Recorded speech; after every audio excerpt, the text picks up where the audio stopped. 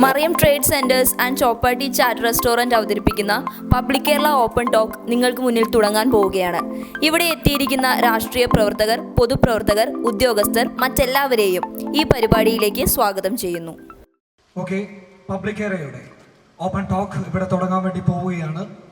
ഒപ്പം നമുക്കറിയാം, ഒരുപാട് കാലങ്ങളായി കാസർഗോഡ് ജില്ലയെ വേട്ടയാടിക്കൊണ്ടിരിക്കുന്ന ലഹരി മാഫിയയെ ഇവിടെ നിന്നും ഇല്ലായ്മ ചെയ്യാൻ വേണ്ടിയിട്ട് പോലീസും അതുപോലെ തന്നെ രാഷ്ട്രീയ പ്രവർത്തകരും പൊതുപ്രവർത്തകരും ഇവിടുത്തെ നല്ലവരായിട്ടുള്ള ജനങ്ങളും ശ്രമിച്ചുകൊണ്ടേയിരിക്കുകയാണ്.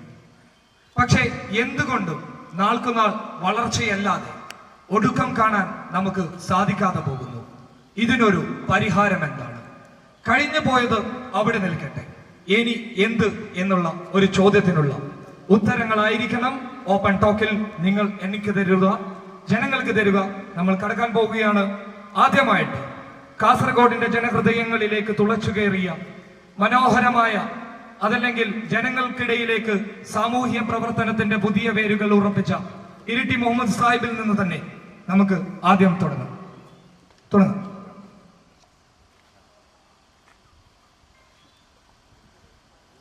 നമസ്കാരം എല്ലാവർക്കും. കൂടുതൽ സംസാരിച്ചതൊന്നും വായതയില്ല, എന്നാലും പരിചയമില്ല. എൻ്റെ സംസാരത്തിൽ നിന്ന് തെറ്റുകൊണ്ടെന്ന് ക്ഷമിക്കണം കേട്ടോ.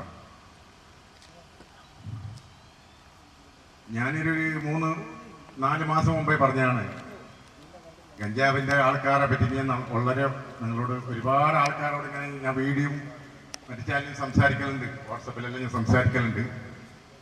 ലഹരി എന്ന് പറഞ്ഞ സാധനം എന്ന് പറഞ്ഞാൽ ജനങ്ങൾ നമ്മൾ മനസ്സിലാക്കായിട്ടാണ്.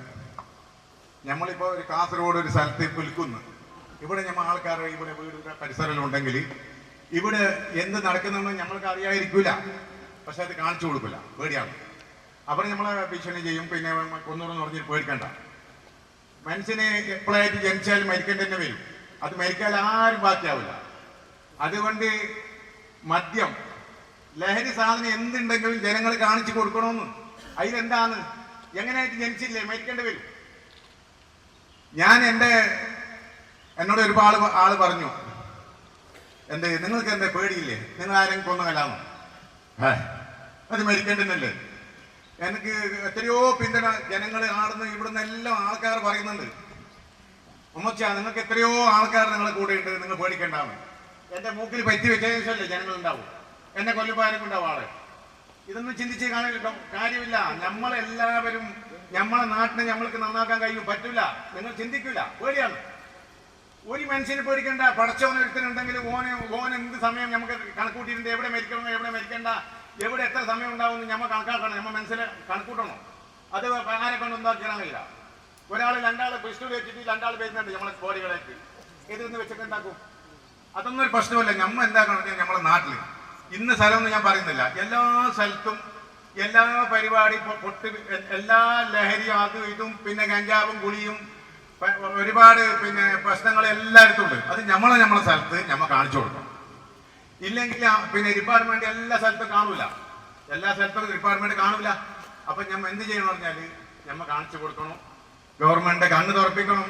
ഓഫീസർമാരെ നമ്മൾ പറഞ്ഞിട്ട് കാര്യമില്ല, അവർക്ക് എല്ലാവർക്കും എത്തൂല. എല്ലാവർക്കും നമ്മളെ നാട്ടിൽ കൂടുതൽ ഓരോ സിഐഡി ഓരോ എല്ലാം പഠിക്കുന്നില്ല. ഇപ്പൊ എത്ര കുട്ടികളെ പിടിച്ചിപ്പോ ചൂരിയിലത്തെ കുട്ടികളെ 2 കുട്ടികളെ ഞാൻ ഒരു വീഡിയോ ഇട്ട് കൊടുത്തു. സാർ ഇതിങ്ങനെ പ്രശ്നമുണ്ട്, ഞാനൊന്നും പരാജയം പറഞ്ഞിട്ടില്ല. ആ കുട്ടികൾ നന്നാണെങ്കിൽ ആരെങ്കിലും അതിന് 2 ആളെ ഓർക്ക് കൊടുത്താളെ കിട്ടുമല്ലോ, അതിനാണ് ഞാൻ അവർക്ക് കൊടുത്തത്. എന്റെ മക്കളെ പോലെ നാളെ എന്റെ മക്കൾ എന്താണെന്ന് അറിയില്ല. അതുകൊണ്ട് നിങ്ങൾ ചിന്തിക്കേണ്ടത് നമ്മൾ എവിടെയുണ്ടെന്ന് കാണിച്ചു കൊടുക്കണം. നിങ്ങൾ ഒന്ന് ചിന്തിക്കും, നിങ്ങൾ മനുഷ്യന്മാരെല്ലാവരും നിങ്ങൾ ചിന്തിക്കൂ. കാരണം എന്തറിയോ, ഒരു കുട്ടി 15 വയസ്സിന്റെ ഒരു കുട്ടി മരിച്ചു പോയി ചിന്തിക്കണമെന്നോ, ആ കുട്ടിക്ക് ആ ഉപ്പാക്കും ആ മയ്യത്ത് കാണാൻ പറ്റുക. നമ്മൾ എന്തിനു പേടിക്കുന്നത്? ആ കുട്ടികളെ മയ്യത്ത് ആ സ്വന്തം അച്ഛനോ ഉപ്പാക്കും ഉമ്മാക്കും കണ്ട നിങ്ങൾ എന്തുകൊണ്ട് ചിന്തിക്കുന്നില്ല? എന്തിനാ ആരെ പേടിക്കുന്നത്? മരിക്കേണ്ടല്ലേ? എന്തിനു നമ്മൾ ജീവിക്കുന്നത്? എന്തിനു വേണ്ടിയിട്ട്? സ്വന്തം 15 വയസ്സിന്റെ മക്കളെ മയ്യത്ത് കെട്ടി കൊടുത്തിട്ട് അവിടെ കെട്ടിട്ട് അവിടെ നിന്ന് നോക്കിയതാണ് ആ മണം കൊണ്ട് കൈ. ചിന്തിക്കാറ് മക്കളെ കണ്ടാൽ ചിന്തിക്കും. സാർ, നിങ്ങൾ നല്ലോണം ഇതിനുള്ള പരിഹാരം നിങ്ങൾ കാണണം. കാരണം ഞാൻ കൂടുതൽ സംസാരിക്കില്ല, എനിക്ക് ടെൻഷനാണ്. അതുകൊണ്ടാണ് എനിക്ക് ടെൻഷൻ വരുന്നത്. തിരിച്ചു വരാം.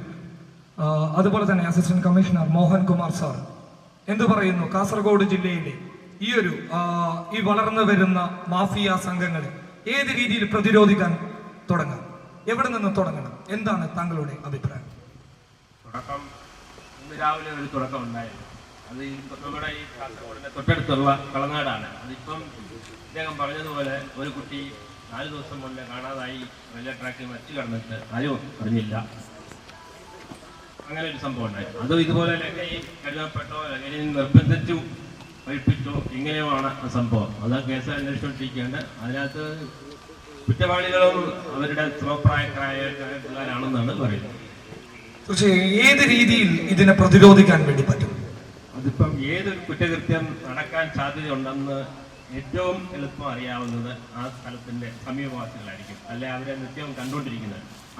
എന്ത് വിവരങ്ങളും ഒരു സംശയ സാഹചര്യത്തിൽ കാണുകയാണെങ്കിൽ അത് അപ്പോൾ തന്നെ നിയമപാലകരായ സ്റ്റേഷന് പോലീസിലോ അല്ലെ ജില്ലാ കളക്ടറായാലും പോലും അറിയിക്കണം. തീർച്ചയായും ഈ ഒരു വിഷയത്തിൽ ഒരു കാര്യം നമുക്ക് എടുത്തു പറയേണ്ടതുണ്ട്. പ്രിൻസിപ്പൽ ശ്രീ അജിത് കുമാറിലേക്ക് നമുക്ക് പോകാം. തീർച്ചയായും അജിത് സാർ, നമുക്കറിയാം ഇതിലെ പിടികിട്ടുന്നത് അതല്ലെങ്കിൽ പോലീസ് പിടികൂടുന്നത് ഇതിലെ ഏറ്റവും താഴെയുള്ള കണികകളെയാണ്. പക്ഷെ മുകളിലോട്ട് പോയതായി എവിടെയും കാണാൻ വേണ്ടി സാധിക്കുന്നില്ല. 150 രൂപയുടെയോ 250 രൂപയുടെയോ സാധനങ്ങൾ വാങ്ങിക്കുന്ന ആളുകളെ മാത്രം.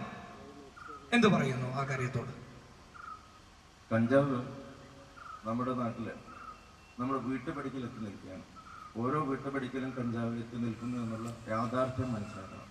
അതുകൊണ്ടാണ് ഇത്ര വൈഡായിട്ട് നമ്മൾ ആൾക്കാരെ സംഘടിപ്പിച്ചുകൊണ്ടും ജനങ്ങളടക്കം പ്രതികരിക്കാനുള്ള ഒരു സാഹചര്യം ഉണ്ടാകേണ്ട ഒരവസ്ഥ ഉണ്ടായി. അതായത് ജനങ്ങൾ ഒന്നടങ്കം എതിർത്തിട്ടില്ല എങ്കിൽ നമ്മുടെ സമൂഹം, വളർന്നു വരുന്ന സമൂഹം വളരെ അതിഭീകരമായ കഞ്ചാവ് പോലുള്ള ലഹരി മരുന്നുകൾക്ക് അഡിക്റ്റ് ആവുന്ന ദൃശ്യമാണ് നമ്മൾ കണ്ടുകൊണ്ടിരിക്കുന്നത്. ശക്തമായ നടപടികൾ പോലീസിന്റെയും എക്സൈസിന്റെയും ഭാഗത്തുനിന്ന് ഉണ്ടാവുന്നുണ്ടെങ്കിലും അതായത് പരിമിതമായ ഫോഴ്സാണ് ഉള്ളത്. എല്ലാ സ്ഥലത്തും കഞ്ചാവ് എത്തുമ്പോൾ കഞ്ചാവിന്റെ NDPS ആക്ടില് ചെറിയ അളവുകൾ കൺസംഷന് ചില മരുന്നുകളായി ഉപയോഗിക്കുന്നത് കൊണ്ട് തന്നെ കൺസംഷൻ എന്ന ആ ഒരു ലൂപ്പ് ഹോൾ വെച്ചുകൊണ്ട് പലപ്പോഴും നമ്മൾ പിടിച്ചുകൊണ്ടുവന്ന ജാമ്യം കൊടുക്കേണ്ട അവസ്ഥ. മറ്റൊന്ന് ജുവനൈൽ കുട്ടികളെ പിടിച്ചുകൊണ്ടുവന്നാൽ കേസെടുക്കാതെ നമുക്ക് കേസെടുക്കാൻ രക്ഷയില്ല. 15, 20, ഒരു 100 ഗ്രാം വരെ നമുക്ക് ജാമ്യം കൊടുക്കേണ്ടതാണ്. ഒരു കൊമേഴ്സ്യൽ ക്വാണ്ടിറ്റി 1 കിലോയ്ക്ക് മുകളിലാണ് നമുക്ക് പിടിച്ച് റിമാൻഡ് ചെയ്യുക. എങ്കിലും ഞങ്ങൾ ഏറ്റവും കൂടുതൽ ചെയ്യുന്നത് വലിക്കുന്നവനെ പോലും ഇപ്പോൾ JJ act, juvenile justice act വെച്ച് 77 വെച്ച് ഞങ്ങൾ റിമാൻഡ് ചെയ്യുന്ന ആ ഒരു ഘട്ടത്തിലേക്ക് ഞങ്ങൾ എത്തിയിട്ടുണ്ട്. ഞങ്ങളെ അതിന് ഏറ്റവും കൂടുതൽ സഹായിക്കാൻ പോകുന്നത് ജനങ്ങൾക്കാണ് സഹായിക്കാൻ പറ്റുന്നത്. ജനകീയ പ്രതിരോധ സമിതികൾ ഉണ്ടാക്കിക്കൊണ്ട് പോലീസും എക്സൈസ് പോലുള്ള ഡിപ്പാർട്ട്മെന്റുകളെ ഏകോപിപ്പിച്ചുകൊണ്ട് വളരെ ശക്തമായ നടപടികൾ എടുക്കണമെന്ന് ഗവൺമെന്റ് തന്നെ തീരുമാനിച്ചിട്ടുണ്ട്. അതിന്റെ ഭാഗമായിട്ട് ഇന്നും ഇന്നലെയൊക്കെ ആയിട്ട് റെയ്ഡുകൾ നടത്തിയിട്ടുണ്ട്. ഇന്ന് എൻ്റെ കയ്യിൽ ഒരു പയ്യനെ ഞാൻ പിടിച്ചു വെച്ചിട്ടുണ്ട്. അതും ജുവനൈലാണ്. കേസെടുക്കാൻ എത്രത്തോളം നടപ്പിലാവും എന്നുള്ളത് ഒരു പരിമിതിയുണ്ട്. എങ്കിലും ശക്തമായ നടപടികളുമായി മുന്നോട്ട് പോകാൻ പോലീസ് തീരുമാനിച്ചിട്ടുണ്ട്. വളരെ നന്ദി അജിത് കുമാർ. നമുക്കൊരു തുറന്ന ചർച്ചയിലോട്ട് ഇനി നമുക്ക് പോകാം. അഭിപ്രായം പറയുന്നവർക്ക് ഓരോ നമ്മുടെ മൈക്ക് തരുന്നതാണ്. ഓരോ ആളുകൾക്കും ഈ കാര്യവുമായിട്ട് ഏത് രീതിയിൽ നമുക്ക് ഇനി മുന്നോട്ട് പോകാൻ പറ്റും എന്നുള്ള ഒരു ചോദ്യം. ഖദർ ചടഞ്ച്. ഒരു ദുരന്തം നമ്മുടെ മുമ്പിലേക്ക് എത്തുമ്പോൾ ആ ദുരന്തത്തിന് വിധേയമായിക്കൊണ്ട് മാത്രം സമൂഹം പ്രതികരിക്കുന്ന ഒരവസ്ഥയിലേക്കാണ് കാര്യങ്ങൾ പോയിക്കൊണ്ടിരിക്കുന്നത്.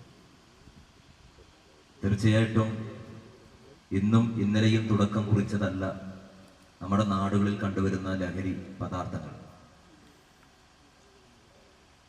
എവിടെ നിന്ന് തുടങ്ങി എന്നതിനെക്കുറിച്ച് ചിന്തിക്കാതെ ഏറ്റവും ഒടുവിൽ അതിഭീകരമായ ഒരവസ്ഥയിലേക്ക് എത്തുമ്പോഴേക്കാണ് നമ്മടക്കമുള്ള പൊതുസമൂഹം ഇതിനെതിരെ വളരെ ശക്തമായ രീതിയിൽ മുമ്പോട്ട് പോയിക്കൊണ്ടിരിക്കുന്നത്.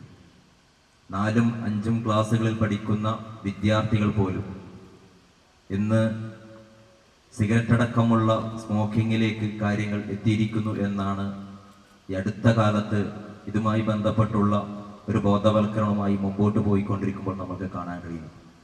സിഗരറ്റ് വാങ്ങാൻ പറ്റാത്ത കുട്ടികൾ തൊട്ടടുത്ത കടകളിൽ നിന്ന് പേപ്പർ വാങ്ങി ചുരുട്ടി സിഗരറ്റ് പോലെയാക്കി വലിച്ചു തുടക്കം കുറിച്ചുകൊണ്ടവൻ മുമ്പോട്ട് പോകുമ്പോൾ നമ്മൾ ശ്രദ്ധിക്കപ്പെടാതെ പോകുന്നത് കേവലം ഒരു വലിയായിട്ട് അവനെ തള്ളുക എന്നതാണ്.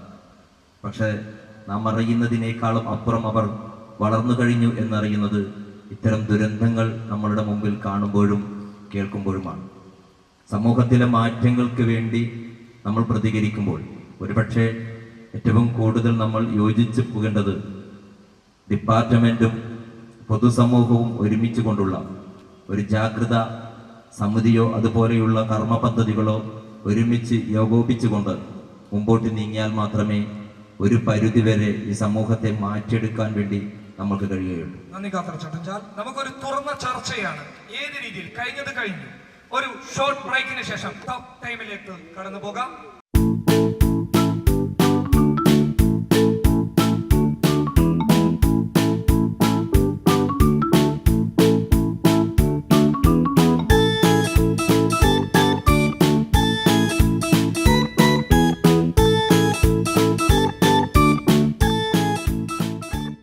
ഒരു പ്രസംഗമല്ല ഉദ്ദേശിക്കുന്നത്. ഏത് രീതിയിലാണ് നമുക്ക് മുന്നോട്ട് പോകാൻ വേണ്ടി സാധിക്കും? പോലീസിന്റെ ഭാഗത്ത് നിന്ന് നടപടി ഉണ്ടാകുന്നുണ്ടോ? ഒരു തുറന്ന ചർച്ചയാണ് നമുക്ക് ആവശ്യം. ബുർഹാൻ സാഹിബ്. ആദ്യമായിട്ട് അവസരം തന്നതിന് പബ്ലിക് ടിവിക്ക് നന്ദി അറിയിക്കുന്നു. ഞാൻ ചിന്തിക്കുന്ന വേറൊരു ആംഗിൾ നിന്നാണ്. ഇപ്പോൾ പോലീസ് ഡിപ്പാർട്ട്മെന്റിനും എക്സൈസിനും ഒക്കെ പരിമിതികളുണ്ട്. അവർക്ക് അത്ഭുത സിദ്ധിയൊന്നുമില്ല കണ്ടെത്താൻ. ഇവിടെ നമ്മൾ ഒരുപാട് ക്യാമ്പയിനിങ് നടത്തുന്നുണ്ട്, സെമിനാർ നടത്തുന്നുണ്ട്. പക്ഷെ കുട്ടികൾക്ക് വേണ്ടിയാണ് നടത്തുന്നത്. നമുക്കത് തിരിച്ചിട്ടാലൊന്ന് ചിന്തിക്കുകയാണ്. മാതാപിതാക്കളാണ് ഇതിന്റെ കാര്യങ്ങൾ ചെയ്തു കൊടുക്കേണ്ടത്. സ്വന്തം കുട്ടി വീട്ടിലേക്ക് കഞ്ചാവ് അടിച്ച് വന്നിട്ട് ആ കുട്ടീനെ സുഖസുന്ദരമായി ഭക്ഷണം കൊടുത്ത് വീട്ടിൽ കയറി. എനിക്കെന്നെ ഓർമ്മയുണ്ട്, എന്നോട് അജിത് സാർ തന്നെ പറഞ്ഞ കാര്യമാണ്. ഒരു കുട്ടിയെ ഒരു സ്ഥലത്ത് നിന്ന് ഒരു ഓട്ടോ ഒന്ന് പിടിച്ചുകൊണ്ടേ പോകും. രാത്രി 10:30 മണിക്കാണ്. ആ കുട്ടിയെ അന്വേഷിച്ചിട്ട് അവർ വീട്ടിലേക്ക് ഫോൺ വയ്ക്കുമ്പോൾ മോനോടെ ചോദിക്കുമ്പോൾ മുകളിൽ ഉറങ്ങുന്നുണ്ടെന്നാണ് പറഞ്ഞതാണ്. സാറിന്റെ കസ്റ്റഡിയിലുള്ള കുട്ടി മുകളിൽ ഉറങ്ങുന്നുണ്ടെന്ന് പറഞ്ഞതാണ്. വളരെ വളരെ ഗൗരവമുള്ള ഒരു വിഷയം. എത്രത്തോളം എന്ന് വെച്ച് കഴിഞ്ഞാൽ മാതാപിതാക്കൾ തയ്യാറാവണം. തന്റെ കുട്ടിക്ക് ആരാണ് കഞ്ചാവ് നൽകുന്നത്, ആ കുട്ടിയെ എങ്ങനെയെങ്കിലും സ്റ്റേഷനിൽ എത്തിച്ചിട്ട് ആ കുട്ടിക്ക് നൽകിയവരെ സാറ് പറഞ്ഞ പോലെ ജുവൈനൽ ആക്ട് 77 പ്രകാരം 7 വർഷം തടവ് ശിക്ഷ ലഭിക്കുന്ന കുറ്റമാണ്. ഇത് അങ്ങനെ ചെയ്താൽ മാത്രമേ ഇത് ഒരു പരിധി വരെ ഇത് നിയന്ത്രിക്കാൻ സാധിക്കുള്ളൂ. കുട്ടികളെ അതിന് പ്രാപ്തമാക്കാൻ വേണ്ടിയിട്ട് മാതാപിതാക്കൾ ഉത്സാഹം കാണിക്കണം. അതല്ലെങ്കിൽ റെയിൽവേ ട്രാക്കിലും ബസിന്റെ അടിയിലും സാർ ഇന്നലെ പറഞ്ഞതുപോലെ ഒരുപാട് ഭ്രാന്തന്മാർ കാസർഗോഡ് ടൗണിൽ അലയുന്നുണ്ട്. അതിനൊരു കുട്ടിയായിട്ട് നമ്മൾ മാറും. അവസാനം എന്തെങ്കിലും ആയിട്ടതിന് ശേഷം ചിന്തിച്ചിട്ട് കാര്യമില്ല. ഇന്ന് മാതാപിതാക്കൾ ചിന്തിക്കുകയാണെങ്കിൽ നിയന്ത്രിക്കാൻ പറ്റും. വീട്ടിൽ നിന്ന് തുടങ്ങണം. വളരെ മനോഹരമായിട്ടുള്ള ഒരു അഭിപ്രായമാണ്. വീട്ടിൽ നിന്നാണ് തുടങ്ങേണ്ടത്. പോലീസിന്റെ ഭാഗത്തേക്ക് ചാഞ്ഞു നിന്നത് കൊണ്ട് കാര്യമില്ല. ഓക്കെ, ഹാഷിം മെമ്പ്രാണിയിലോട്ട് പോകാം. MSFന്റെ സംസ്ഥാന ഉപാധ്യക്ഷൻ, വിദ്യാർത്ഥി സംഘടനയുടെ കരുത്തനായ നേതാവ്, താങ്കൾ പറയണം, താങ്കളുടെ അനുഭവങ്ങൾ എന്താണ്? ഏത് രീതിയിൽ പ്രതിരോധിക്കാൻ വേണ്ടി പറ്റും? പ്രതിരോധം ഇവിടെ എല്ലാവരും പറഞ്ഞത് അതിനെതിരെ പ്രതിരോധിക്കണമെന്ന് തന്നെയാണ്. എല്ലാവരുടെ അഭിപ്രായവും അത് തന്നെയാണ്. പക്ഷെ എവിടെ നിന്ന് തുടങ്ങണം എന്നതിനെ കുറിച്ച് ചർച്ചകളാണ് കൂടുതൽ നടക്കേണ്ടത്. നേരത്തെ ഇവിടെ സൂചിപ്പിച്ചതുപോലെ ഓരോ പാരൻസും മാതാപിതാക്കളോട് ഇക്കാര്യം, നിങ്ങളുടെ മകൻ കഞ്ചാവിന് അടിമയാണ് അല്ലെങ്കിൽ ലഹരിക്ക് അടിമയാണെന്ന് പറയുമ്പോൾ എൻ്റെ മക്കൾ അങ്ങനെ ആവുകയില്ല അല്ലെങ്കിൽ എൻ്റെ മകൾ അങ്ങനെ ആവുകയില്ല എന്നുള്ളൊരു മറുപടിയാണ് മാതാപിതാക്കളിൽ നിന്ന് ലഭിക്കുന്നത്. മാതാപിതാക്കൾ ഇതിനൊരു ഗൗരവമായിട്ട് ഇതുമായി ബന്ധപ്പെട്ട് ഗൗരവമായിട്ട് ഈ വിഷയം കൈകാര്യം ചെയ്യണം. മാത്രമല്ല എനിക്ക് തോന്നുന്നു ഈ ഒരു 10 മണിക്ക് ശേഷമുള്ള ഈ ടൗണ് കേന്ദ്രീകരിച്ച് നമ്മുടെ ഒരുപാട് യുവാക്കളും അതുപോലെ തന്നെ വിദ്യാർത്ഥികളും ഇങ്ങനെ കറങ്ങുന്നതായി കാണാൻ വേണ്ടി സാധിക്കുന്നുണ്ട്. പ്രത്യേകിച്ച് പോലീസ് ഉദ്യോഗസ്ഥന്മാരൊക്കെ ചോദിക്കുമ്പോൾ അവർ പറയുക അവർ നാഷ്ടാക്കാൻ പോകുന്നു എന്നാണ്. ഭക്ഷണം കഴിക്കാൻ പോകുന്നു. എല്ലാവർക്കും അനുഭവം ഉണ്ടാവും. ഉദ്യോഗസ്ഥന്മാർ ഭക്ഷണം കഴിക്കാൻ പോകുന്നു എന്ന് പറയും 10 മണിക്ക് ശേഷം. അപ്പൊ എന്തിനാണ് വീട്ടിൽ നിന്ന് ഇറങ്ങുന്നത്, എവിടത്തേക്കാണ് അവർ പോകുന്നതെന്നൊക്കെ ഏറ്റവും കൂടുതൽ നോക്കേണ്ടത് മാതാപിതാക്കൾ തന്നെയാണ്. പിന്നെ മറ്റൊരു കാര്യം, എനിക്ക് തോന്നുന്നു ഈ പോലീസിന്റെ ഭാഗത്ത് നിന്ന് ഈ അടുത്ത സമയത്തായിട്ട് കുട്ടിയുടെ മരണശേഷം ശക്തമായ ഇടപെടലുകൾ ഉണ്ടായിട്ടുണ്ട്. പക്ഷെ എക്സൈസിന്റെ ഭാഗത്ത് നിന്ന് വലിയ രീതിയിലുള്ള ഒരു ഇടപെടൽ ഇല്ലേ എന്നൊരു സംശയം MSFനെ സംബന്ധിച്ചിടത്തോളം ഉണ്ട്. മാത്രമല്ല ഇതിനെതിരെ ശക്തമായ ബോധവൽക്കരണം കഴിഞ്ഞ കാലങ്ങളിലൊക്കെ ഞങ്ങൾ ഇതാ വരാൻ പോകുന്നു എന്ന രീതിയിൽ MSF ഇതിനു മുമ്പൊക്കെ ഒരുപാട് ക്യാമ്പയിൻ ഒക്കെ നടത്തിയതാണ്. ഞാൻ വീണ്ടും ആവർത്തിക്കുകയാണ്, എക്സൈസ് കുറച്ചും കൂടി പോലീസ് ഇപ്പോൾ കൈകാര്യം ചെയ്യുന്നത് പോലെ എക്സൈസും ഒന്നുകൂടി ഉണരണം എന്നുള്ള അഭിപ്രായമാണ് മറുപടി നമുക്ക് എക്സൈസ് ഓഫീസറിലോട്ട് പോകാം. ജാസർ പോവൽ, എന്താണ് ഒരുപാട് കുട്ടികൾക്ക് തന്റേതായിട്ടുള്ള രീതിയിൽ ജോലി നൽകുന്ന ഒരു വലിയ വ്യക്തി എന്ന നിലയിൽ ഏത് രീതിയിൽ കാണുന്നു ഈ ഒരു സംഭവത്തെ? വളരെ ആപൽക്കരമായിട്ടുള്ള ഒരു രീതിയിലാണ് ഇന്നത്തെ സാഹചര്യം കടന്നു പോകുന്നത്. പ്രത്യേകിച്ച് മിനിയാന്ന് ജസീം എന്ന് പറയുന്ന ഒരു കുട്ടി ദാരുണമായി മരണപ്പെട്ടപ്പോൾ മാത്രമാണ് വളരെയധികം ഇത് ഈ ഒരു നിലയിൽ എത്തി എന്ന് കാസർഗോഡിലെ ജനത അറിയുന്നത്. പക്ഷേ ഈ ഒരു അവസ്ഥ ഒരുപാട് കാലമായി കാസർഗോഡ് ജില്ലയിൽ തുടരുന്നു എന്ന യാഥാർത്ഥ്യം പലരും അറിയാതെ പോയിട്ടുണ്ട് എന്ന് എനിക്ക് വളരെ വ്യക്തമായി മനസ്സിലാവുകയാണ്. കാരണം നമ്മുടെ ഈ ചുറ്റുപാടുകൾ ഒരുപാട് സ്ഥലങ്ങളിൽ നിന്ന് എൻ്റെ കൂടെ തന്നെ പഠനത്തോടൊപ്പം ഉപജീവനം ആഗ്രഹിക്കുന്ന വിദ്യാർത്ഥികളും അതുപോലെ തന്നെ അസംഘടിതരായ യുവാക്കളും ജോലിക്ക് വരാറുണ്ട്. പലരും നല്ല രീതിയിലുള്ള മുന്നോട്ടുള്ള പ്രയാണങ്ങൾ ആഗ്രഹിക്കുന്നു എങ്കിലും അതിൽ ഒരു 100-30% ആളുകളും വിദ്യാർത്ഥികളും പല രീതിയിലുള്ള കൂട്ടുകെട്ടിലും മറ്റുമായി നശിക്കാൻ വേണ്ടി ശ്രമിക്കുന്നവരാണ്. പക്ഷെ അവരെ മുന്നോട്ട് കൊണ്ടുപോകാൻ പലരും ശ്രമിക്കുന്നില്ല, അവരെ മൈൻഡ് ചെയ്യാറില്ല. പക്ഷെ അവരോട് നമ്മൾ വളരെ അധികം മാർഗനിർദ്ദേശം നൽകുകയാണെങ്കിൽ അവർ പറയുന്നത് അവരെന്തെങ്കിലും വഴക്ക് പറഞ്ഞതിന് ശേഷം അവർ കൂടുതൽ വാശിയോടെ എവിടെയെങ്കിലും മാറി ഞങ്ങൾ ഇതിനേക്കാൾ കൂടുതൽ വഷളാകും എന്ന രീതിയാണ് അവർ സ്വീകരിച്ചുകൊണ്ടിരിക്കുന്നത്. ഒരുപാട് സംഭവ വികാസങ്ങൾ നടന്നു കഴിഞ്ഞു. ഇനിയും പറയാനുള്ളത് നമ്മൾ അവരെ ഈ അവസ്ഥയെ പറ്റി വീട്ടുകാരോട് സംസാരിച്ചാൽ നേരത്തെ ആശിമും അതുപോലെ തന്നെ എല്ലാവരും കാതൽ ചട്ടഞ്ചാലും ഖുർആനുദ്ദീൻ സാഹിബ് ഒക്കെ പറഞ്ഞതുപോലെ ഞങ്ങളുടെ മക്കളൊന്നുമല്ല, പക്ഷെ അത് അവരുടെ കൂടെ കൂട്ടുകൂടി പൊട്ടാവുകയാണ്, അല്ലെങ്കിൽ അങ്ങനെ ആവുകയാണ്. എൻ്റെ മോൻ നല്ലൊരുത്തനാണ്, അങ്ങനെ ചെയ്യുകയില്ല എന്ന ചിന്താഗതിയാണ് പലർക്കും ഉള്ളത്. അതുകൊണ്ട് തന്നെ വീട്ടിൽ നിന്ന് തുടങ്ങണം. അതുപോലെ തന്നെ വിദ്യാർത്ഥികളെ കേന്ദ്രീകരിച്ച് നല്ലൊരു റെയ്ഡ് പോലീസ് ഉദ്യോഗസ്ഥന്മാരും അതുപോലെ തന്നെ എക്സൈസ് ഉദ്യോഗസ്ഥന്മാരും തയ്യാറാവണം. റെയ്ഡ് തിരിച്ചു വരാം. അഡ്വക്കേറ്റ് ആലടി ബഷീർ, എന്താണ് ഈ കാര്യത്തിൽ താങ്കൾക്ക് പറയാനുള്ളത്? 1 മിനിറ്റ്. ഇതൊരു ഓപ്പൺ ടോക്കാണ്. നിങ്ങളെ പേര് വിളിച്ചുകൊണ്ട് തരാതെ നിങ്ങൾ തന്നെ നിങ്ങളുടേതായിട്ടുള്ള അഭിപ്രായം പറയാൻ രംഗത്ത് വരേണ്ടതുണ്ട്. ഒരുപാട് പേരുള്ളായതുകൊണ്ട് അഡ്വക്കേറ്റ് ആലടി ബഷീർ എന്ത് പറയുന്നു? പബ്ലിക് കേരള ഈ പരിപാടി സംഘടിപ്പിക്കുമ്പോൾ ഏതാനും മണിക്കൂറുകൾക്ക് മുമ്പ് ഇന്ത്യൻ പ്രധാനമന്ത്രിയുടെ ഓഫീസിൽ നിന്നും കഞ്ചാവിൻ്റെ ആരോഗ്യ ഗുണങ്ങളെക്കുറിച്ച് പഠിച്ച് ആരോഗ്യ വകുപ്പിന് ആരോഗ്യ മന്ത്രാലയത്തിന് റിപ്പോർട്ട് ചെയ്യണം, അതിൻ്റെ സാധ്യതകൾ എങ്ങനെ ഉപയോഗപ്പെടുത്താം എന്നതിനെ കുറിച്ച് ചർച്ച ചെയ്യുകയാണ് ഇന്ത്യൻ്റെ തലസ്ഥാനത്ത് ഡൽഹിയിൽ നടക്കുന്നത്. യഥാർത്ഥത്തിൽ ഏതാനും ദിവസങ്ങൾക്ക് മുമ്പ് കഴിഞ്ഞ ബജറ്റ് അവതരണത്തിന് മുമ്പായി കേരളത്തിന്റെ ധനകാര്യ വകുപ്പ് മന്ത്രി ശ്രീ തോമസ് ഐസക് അദ്ദേഹം എടുത്ത ഒരു നിർണായകമായ തീരുമാനമുണ്ട്. കഴിഞ്ഞകാല സർക്കാരുകൾ മദ്യ ഷോപ്പുകൾ ഏതാണ്ട് 500-1000 മീറ്ററുകൾക്ക് അപ്പുറമാണ് സ്ഥാപിച്ചിരുന്നത് എങ്കിൽ ഇന്നിപ്പോൾ അത് 50 മീറ്ററിന്റെ അടുത്ത് തന്നെ മദ്യഷോപ്പ് കേരളത്തിലുടനീളം അനുവദിക്കാനുള്ള സർക്കാർ തീരുമാനം നമുക്ക് കാണാതിരിക്കാൻ വേണ്ടി കഴിയില്ല. കാരണം കാസർഗോഡ് ജില്ലയിലെ ഹോസ്ദുർഗിൽ സെൻട്രൽ സ്കൂളിന്റെ തൊട്ടടുത്ത് വാക്കിംഗ് ഡിസ്റ്റൻസിൽ തന്നെ മദ്യഷോപ്പ് തുറന്ന ഒരു സാഹചര്യമുണ്ട്. അതിനിടയിൽ കാസർഗോഡ് ജില്ലയിലെ കേരളത്തിലുടനീളമായി എക്സൈസ് വകുപ്പും പോലീസും ലഹരി വിരുദ്ധ പരിപാടി എന്ന നിലയിൽ കാസർഗോഡ് ജില്ലയിലെ പല സ്കൂളുകളും കേന്ദ്രീകരിച്ച് ലഹരി വിരുദ്ധ പ്രോഗ്രാമുകൾ സംഘടിപ്പിച്ചു. ഈ ലഹരി വിരുദ്ധ പ്രോഗ്രാമുകൾ സംഘടിപ്പിക്കുമ്പോൾ തന്നെ കുട്ടികൾക്ക് യഥേഷ്ടം മദ്യം ലഭിക്കാനുള്ള സാഹചര്യം സർക്കാർ ഉണ്ടാക്കി കൊടുക്കുന്നു. ഇങ്ങനെ വരുമ്പോൾ നമ്മുടെ സാധ്യതകളെ കുറിച്ച് നമുക്ക് ആലോചിക്കേണ്ടിയിരിക്കുന്നു. ഒരു വശത്ത് മദ്യം കഴിക്കാനുള്ള സാഹചര്യം സൃഷ്ടിക്കപ്പെടുന്നു. സാധാരണക്കാരായ മദ്യപാനികളിൽ നിന്ന് ലഭ്യമാകുന്ന ഒരു തുച്ഛമായ ശമ്പളം തുച്ഛമായ തുക കൊണ്ടാണ് നമ്മുടെ രാജ്യത്തെ നമ്മുടെ കേരളത്തിലെ സർക്കാർ ഉദ്യോഗസ്ഥന്മാരെ പോറ്റി വരുന്നത് എന്നാണ് ധനകാര്യ വകുപ്പ് മന്ത്രി പറയുന്നത്. കേരളത്തിലെ പ്രൊഡക്റ്റീവായ ഒരു കാര്യവും നടക്കുന്നില്ല. നമ്മുടെ വ്യവസായ വകുപ്പ് നന്നായി മുന്നോട്ട് പോകുന്നില്ല. ഈ സാഹചര്യത്തിൽ കേരളത്തിലെ ലക്ഷക്കണക്കിന് വരുന്ന സർക്കാർ ഉദ്യോഗസ്ഥന്മാരെ രക്ഷിക്കണമെങ്കിൽ അവർക്ക് കൃത്യമായി ശമ്പളം കൊടുക്കണമെങ്കിൽ മദ്യം അത് കേരളത്തിലുടനീളം ലഭ്യമാവണം. അതോടൊപ്പം ക്ഷേമനിധി അതുപോലെ പെൻഷൻ പദ്ധതികൾ നടപ്പാക്കണമെങ്കിൽ മദ്യം യഥേഷ്ടം ലഭ്യമാകും. അതോടൊപ്പം ഈ മദ്യപാനികളിൽ നിന്ന് പെറ്റി കേസുകൾ ചുമത്തിക്കൊണ്ട് അവരിൽ നിന്ന് വാങ്ങുന്ന 1000, 2000, 5000, 10,000 രൂപയും മറ്റൊരു വശത്ത്. ഈ രണ്ട് നമുക്ക് കാണിക്കുന്നത് മദ്യവിരുദ്ധ പരിപാടികളിൽ പങ്കെടുക്കുന്ന ആളുകൾ തന്നെ മദ്യത്തിന്റെ ലഭ്യതയെക്കുറിച്ച് അതിന്റെ സാധ്യതകളെ കുറിച്ച് പഠിച്ച് ജനങ്ങളെ വിഡ്ഢികളാക്കുന്ന ഒരു സാഹചര്യം നമ്മുടെ കേരളത്തിലുണ്ട്. അത് മാറിയേ തീരൂ. അത് മാറാത്തിടത്തോളം കാര്യം വേണ്ടി ആലടി ബഷീർ, നമുക്ക് തിരിച്ചു വരാം. നമുക്കറിയാം ഈ പറയുന്ന പ്രദേശം എന്തുകൊണ്ട് ഇവിടെ പബ്ലിക് ടിവിയുടെ ഓപ്പൺ ടോക്ക് വെക്കാൻ വേണ്ടി ഞങ്ങൾ തീരുമാനിച്ചു എന്നുള്ളത് ഇവിടെയുള്ള ആളുകൾ അറിയേണ്ടതുണ്ട്. കാരണം സാമൂഹിക വിരുദ്ധരുടെ വലിയ ഒരു കോട്ടയായി മാറിയിരിക്കുകയാണ് ഇവിടെയുള്ള ഈ സന്ധ്യാരാഗം എന്ന് പറയുന്ന നമ്മൾ ഇന്ന് ഇവിടെ കൂടിയിരിക്കുന്ന സ്ഥലം. എനിക്ക് തോന്നുന്നത് അജിത് കുമാറിന് അറിയാമെന്നാണ്. പക്ഷേ അങ്ങനെ ഉണ്ടാകുമ്പോൾ ഇവിടെ ഇങ്ങനെയുള്ള ഏരിയകൾ പ്രവർത്തിക്കുമ്പോൾ, ഇങ്ങനെയുള്ള ഏരിയകൾ ലഹരി മാഫിയകൾ പ്രവർത്തിക്കുമ്പോൾ ഏത് രീതിയിൽ പ്രതിരോധിക്കാൻ പറ്റും?